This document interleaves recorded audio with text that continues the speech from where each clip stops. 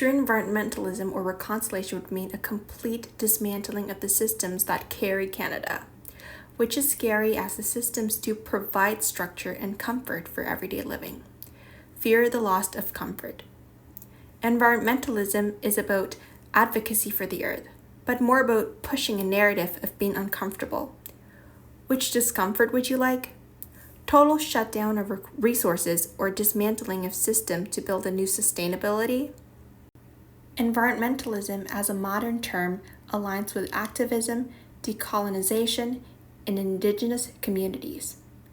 Environment in art. The group of seven wrote a narrative that displayed vast and unimagined raw wilderness for the taking, erasing the people from the land. In doing this, they took the voice of the land away. They painted ample opportunity for the industrializing world to see resource development and machine opportunity.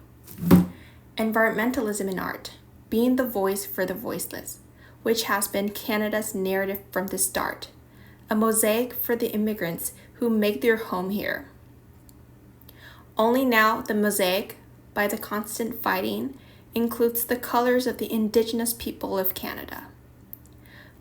The Week 3 article that we read on Canvas argues the foundations of the Canadian narrative of landscape and philosophy, which at the beginning was meant to cut out the quote-unquote Indian. We could now say that the mandate / the Canadian narrative in the eyes of the colonizer is being used against itself as the Canadian agenda progresses more and more into the destruction and depletion of the landscape that is meant to give the nation this collective imagined identity. One of the living Canadian artists of the 21st century who have contributed in advocating for saving the environment is Ursula Johnson, an artist of Mi'kmaq, pardon my pronunciation, Mi'kmaq descent based in Halifax, Nova Scotia. Johnson is known for basket weaving in a Mi'kmaq traditional style using natural materials like ash wood. According to an article titled The Urban Original, Ursula Johnson on Art, Politics and Identity, Johnson said in an interview, quote, "My art is informed by my environment. When I lived on the reservation, I created certain types of art. When I moved to the city, I created different types of art. Living in the city makes you learn to think and navigate in a different kind of way." Quote. Diving deeper into Canadian contemporary art practices involving environmentalism, we look at Rhythms of the Land, an inspiring documentary film that follows Indigenous artists from communities across Canada. This video is an artistic expression of how artists share their language in the lives, memory, and cultural rhythm of the land. The film reveals how language connects us to the land, to each other, and who we are. And not just language, also art. In this film, Ursula Johnson uses her weaving as a symbol to show how systems can both be unwound and rewound. The film shows that real environmentalism and healing require us to face uncomfortable truths. We need to let go of the colonial comforts to rebuild strong connections between the land, language, and the Canadian community identity.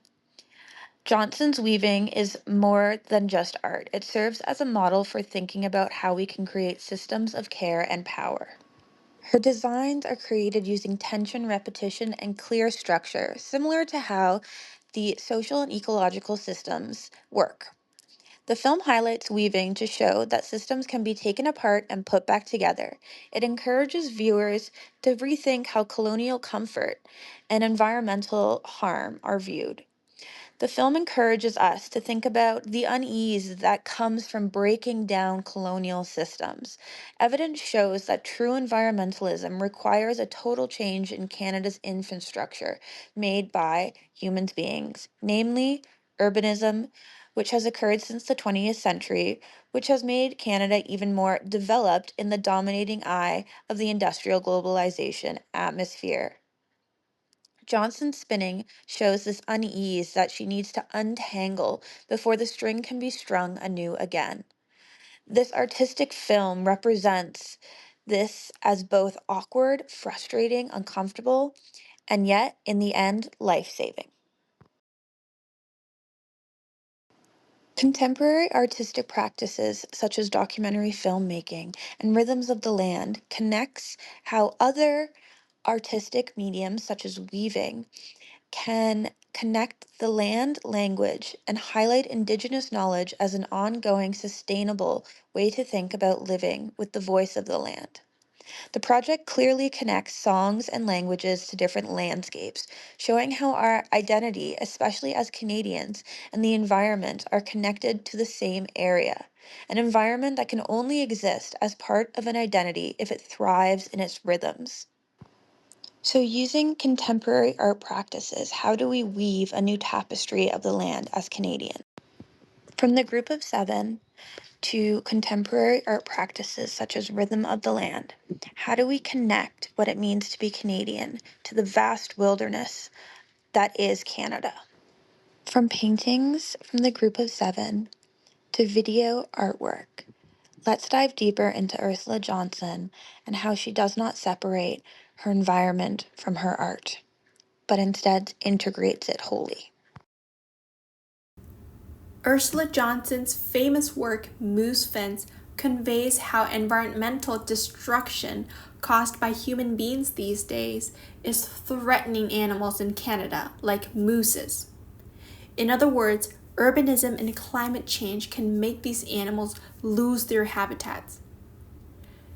Through Moose Fence, she wanted her viewers, as human beings, to think how they would feel if they had the same lack of home and safety as the endangered wild animals.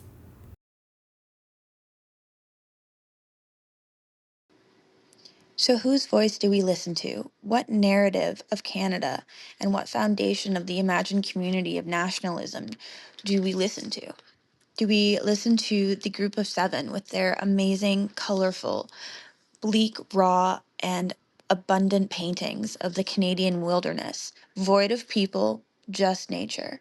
Or do we listen to a true contemporary art practice of environmentalism in art?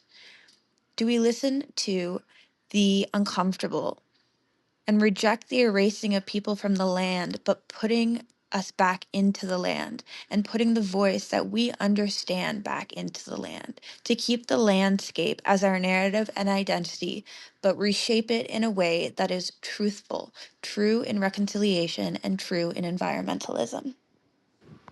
Another area to consider and exhibited at the National Gallery of Canada is the Anthropocene. This exhibit explores the impact of human activity on Earth through photography, film installation, and interactive technologies.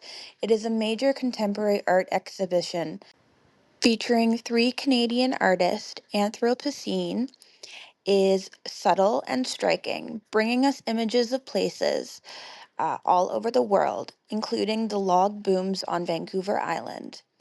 The collective takes an unprecedented look at the pervasive and complex repercussions of our modern way of life, taken right from the excerpt on the National Gallery of Canada for this exhibition. This exhibition supports, again, whose voice do we listen to in the Canadian contemporary environmental art scene? Human beings have had an effect on the landscape, no matter what area you look at. It's what narrative are we giving to the land and what narrative are we going to support through this artistic practice of environmentalism in the Canadian narrative of contemporary art. Now we're reaching the end of the video and our presentation is sadly over. If you're curious, here are all the sources we utilize as references to our video. You're most welcome to check them out.